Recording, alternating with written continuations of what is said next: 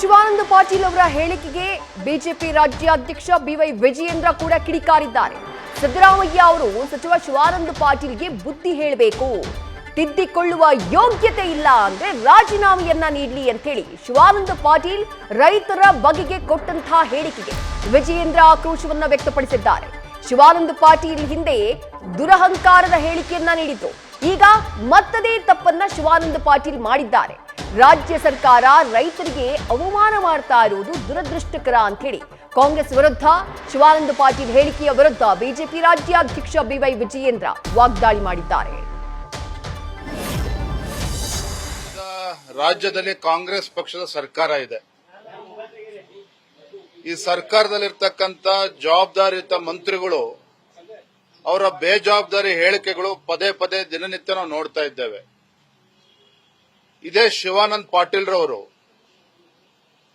ಪರಿಹಾರಕ್ಕೋಸ್ಕರ ರೈತರು ಆತ್ಮಹತ್ಯೆ ಮಾಡ್ಕೊಳ್ತಾರೆ.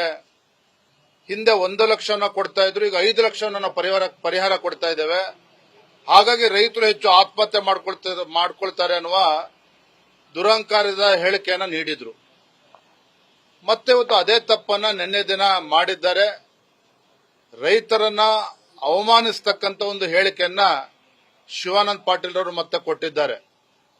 ನಾನು ಮಾನ್ಯ ಮುಖ್ಯಮಂತ್ರಿಗಳಿಗೆ ತಮ್ಮ ಮೂಲಕ ಆಗ್ರಹವನ್ನ ಮಾಡ್ತೇನೆ, ತತ್ಕ್ಷಣ ನಿಮ್ಮ ಮಂತ್ರಿಗೆ ಕರೆದು ಬುದ್ಧಿಯನ್ನ ಹೇಳಿ,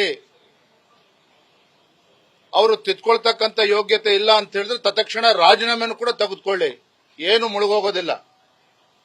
ಆದರೆ ಈ ನಾಡಿಗೆ ದೇಶಕ್ಕೆ 2 ತುತ್ತು ಅನ್ನವನ್ನ ಕೊಡ್ತಕ್ಕಂಥ ರೈತನ ಬಗ್ಗೆ ನಿಮ್ಮ ಮಂತ್ರಿಗಳ ಹೇಳಿಕೆ, ಈ ಸರ್ಕಾರದ ಧೋರಣೆ, ಕಾಂಗ್ರೆಸ್ ಪಕ್ಷದ ಧೋರಣೆ ನಿಜವಾಗ್ಲೂ ಕೂಡ ಪದೇ ರೈತರಿಗೆ ಅವಮಾನ ಮಾಡತಕ್ಕಂಥ ರೀತಿಯಲ್ಲಿ ನಡ್ಕೊಳ್ತಾ ಇರ್ತಕ್ಕಂಥದ್ದು ನಿಜವಾಗ್ಲೂ ಕೂಡ ದುರಾದೃಷ್ಟ. ಭಾರತೀಯ ಜನತಾ ಪಾರ್ಟಿ ಇದನ್ನು ಬಲವಾಗಿ ಖಂಡಿಸುತ್ತದೆ.